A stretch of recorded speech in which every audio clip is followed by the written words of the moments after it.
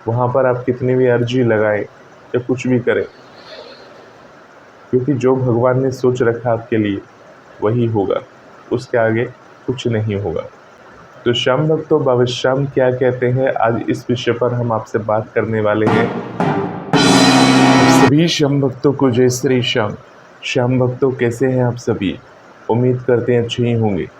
श्याम भक्तों, बाबा श्याम कहते हैं कि अगर आप बाबा श्याम की पूजा पाठ करते हैं, बाबा श्याम को पाना चाहते हैं, बाबा श्याम आपकी जल्द से जल्द आपकी अर्जियों को पूरा करे, तो बाबा श्याम पर विश्वास और भरोसा ज़रूरी है, जैसे कि आप सभी को पता है।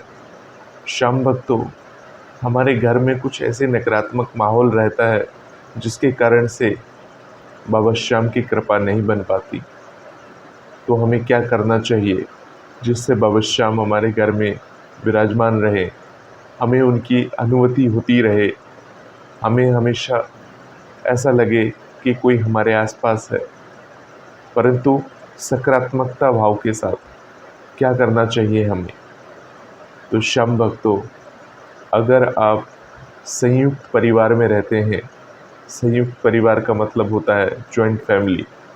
अगर आप जॉइंट फैमिली में रहते हैं और चाहते हैं कि बाबा श्याम की महिमा बने, बाबा श्याम की कृपा बने, तो आपको बाबा श्याम की कृपा पाने के लिए परिवार में किसी भी प्रकार का कलह, यानी कि लड़ाई झगड़ा, जहाँ 4-5 लोग या 6-7 लोग रहते हैं, हो सकता है कभी कभी वहाँ पर मनमुटाव हो जाए, कभी कभी अनबन हो जाए।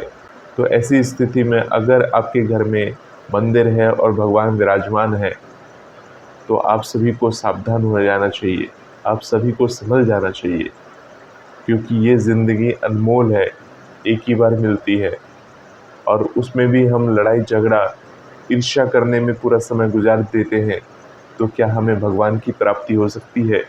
क्या हमें बाबा श्याम मिल सकते हैं? तो इसका उत्तर है बिल्कुल नहीं। तो आप में से बहुत सारे श्याम भक्त ऐसे होते हैं जो कमेंट बॉक्स के माध्यम से प्रश्न पूछते हैं कि बाबा श्याम की महिमा हमारे घर पे आज तक नहीं बनी, बाबा श्याम की हम इतनी पूजा पाठ करते हैं, बाबा श्याम हमारी नहीं सुनते। तो श्याम भक्तों, जब आप पहली बार दरबार गए और बाबा श्याम से जुड़े थे, तब आप में उत्साह थी, उमंग थी।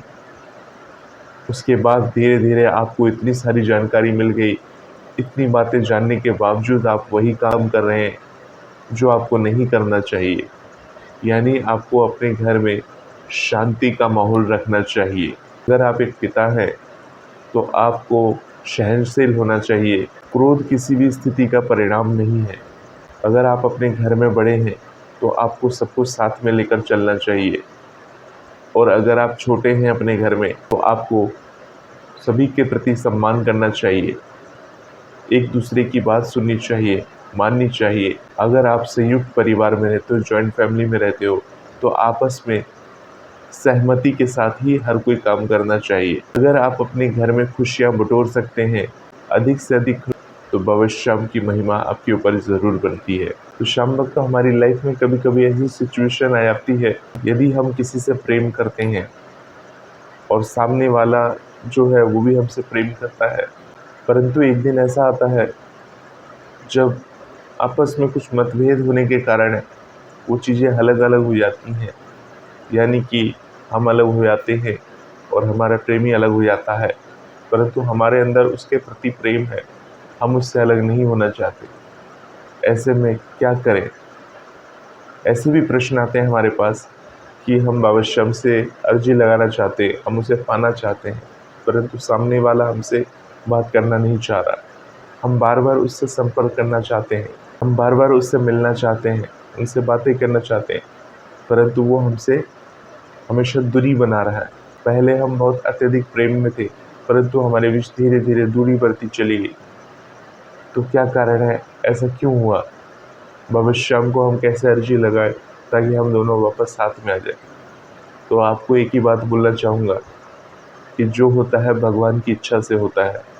तो देखिए श्याम भक्तों, ये जो संसार है ये कलयुग है, कलयुग चल रहा है। कलयुग में कुछ भी बुरा हो सकता है, अतः अगर बाबा श्याम ये नहीं कहते कि आप खुद को परेशानी में डालो, कठिनाई में डालो, आप चाहे स्त्री हो या पुरुष हो, अगर आपके साथ कोई ऐसी सिचुएशन हो गई है जिसमें आप खुद का निर्णय नहीं ले पा रहे हो, आपको समझ में नहीं आ रहा है कि आपको क्या करना चाहिए, तो सबसे पहले आप अपने माता पिता से बात करें। अगर आपके माता पिता हैं, आप उन्हें मानते हैं, उनमें भगवान को देखते हैं, तो ज़रूर उनसे बात करें, उनसे राय ज़रूर लें और जो वो बोले वही फैसला आप अंतिम मानें। क्योंकि श्याम भक्तों, बहुत बार ऐसा होता है कि हम गलत डिसीज़न ले लेते हैं, गलत फैसला ले लेते हैं और वो हमारी पूरी ज़िंदगी के लिए व्यर्थ हो जाती है।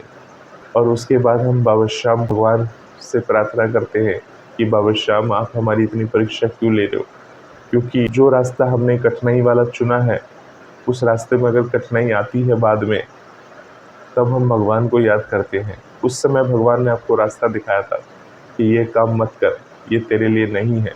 फिर भी आपने जिद कर कर के, जिस प्रकार से एक बच्चा जिद करता है कि मुझे वो चाहिए, मुझे वो चाहिए, और ऐसा करके वो ले लेता है, तो उसी प्रकार से जब हम बड़े हो जाते हैं तो जिद करके अगर हमें कोई चीज़ पसंद आती है या हम किसी से प्रेम करते हैं, तो हमारा मन उसी की तरफ आकर्षित हो जाता है और हम सिर्फ उसी की तरफ ऐसे मन लगाते हैं कि हमें वो चाहिए, हमें वो चाहिए, और ना मिले तो हम उसके लिए फिर कोई गलत कदम उठा लेते हैं। जो ईश्वर से प्रेम करते हैं और ईश्वर को चाहते हैं, और अगर आपको लग रहा है कि कोई आपके साथ छल कर चुका है या छल करने वाला है, उससे दूरी बना लेना ही ज़्यादा अच्छा है।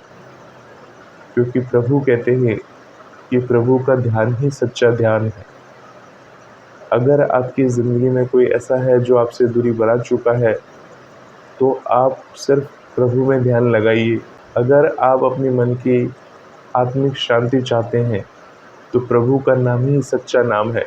क्योंकि जो आप कर चुके हैं वो कुछ समय तक सही रहता है, परंतु हमेशा साथ ईश्वर का ही रहता है। ईश्वर का नाम ही सच्चा नाम है। कभी भी कोई भी काम करने से पहले जो आपके अहित कर सकता है आगे के लिए, उसकी चेतावनी ईश्वर पहले ही दे देते हैं आपकी लाइफ में। और उसके बाद भी अगर आप नहीं मानते हैं, आप कुएं में जाना चाहते हैं या उसमें खुद को ही धकेलना चाह रहे हैं, तो भगवान भी साथ नहीं देते। वहाँ पर आप कितनी भी अर्जी लगाएं या कुछ भी करें, क्योंकि जो भगवान ने सोच रखा आपके लिए वही होगा, उसके आगे कुछ नहीं होगा। तो श्याम भक्त, तो हमें किसी भी विषम परिस्थिति में अत्यधिक दुखी नहीं होना चाहिए। इस विशेष बातों का ध्यान रखें, क्योंकि अगर हम दुखी रहेंगे तो भगवान की प्राप्ति हम नहीं कर सकते, क्योंकि हम हर वक्त अपने दुख को सोचने में ही गंवा देंगे। आप सभी को अंत में यही बोलूँगा कि भगवत प्राप्ति के लिए ज़रूरी है भगवान का नाम स्मरण करना, भगवान में हमेशा ध्यान लगाना, किसी भी प्रकार की डर चिंता से दूर रहना। और अगर आप किसी भी अनजाने तकलीफ़ में हैं और वो तकलीफ़ आपने खुद ही बनाई है, तो भगवान सिर्फ आपको एक रास्ता दिखाते हैं। वो किसी भी तरह से आपको रास्ता दिखाने की कोशिश करते हैं। अब चलना है या नहीं चलना है, वो आपकी मर्ज़ी है। तो अगर आप इन बातों को ध्यान में रखते हैं, तो भगवान की विशेष कृपा आप सभी पर बनती है। तो होपफुली आपको ये बातें समझ में आई होंगी। ऐसे ही वीडियोज़ को देखने के लिए चैनल के साथ बने रहें। तब तक के लिए आप सभी श्याम भक्तों को जय श्री श्याम।